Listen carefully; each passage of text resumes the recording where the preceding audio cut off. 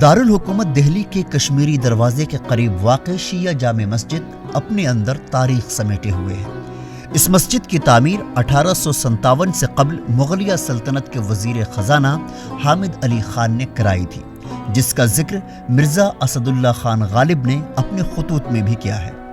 تاریخ 1857 سے پرانی ہے، وہ اس لیے بھی کہ مرزا غالب نے اپنے خطوط میں اس مسجد کا ذکر کیا ہے۔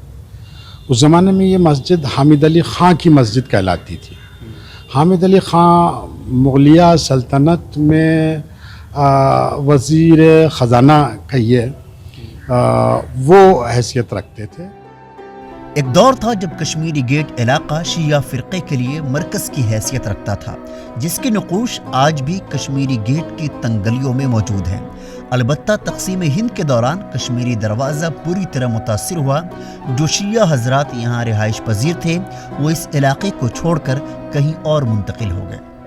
47 کے بعد جو یہاں دہلی میں ہنگامے ہوئے، اس کے نتیجے میں شیعہ بہت بڑی تعداد میں یہاں سے پاکستان چلے گئے، یا یو پی میں یا بہار میں جہاں کے رہنے والے تھے وہ اپنے اپنے علاقوں کی طرف واپس ہو گئے۔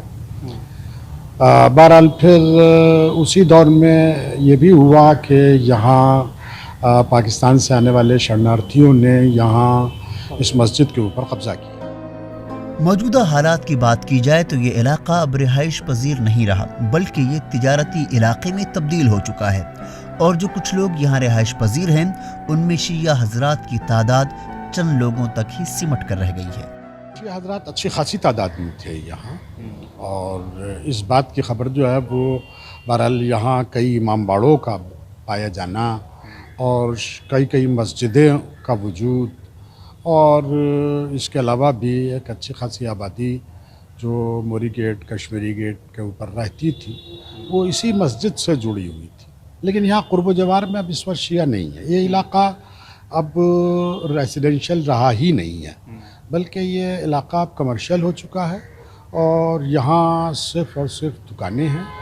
بہت تھوڑی تعداد میں کشمیری گیٹ میں شیعہ موجود ہیں کہ جو نہ ہونے کے بعد۔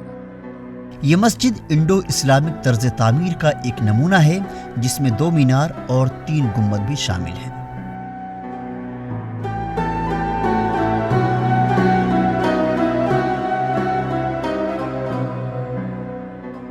ETV بھارت کے لیے دہلی سے راہم رفیع کی رپورٹ۔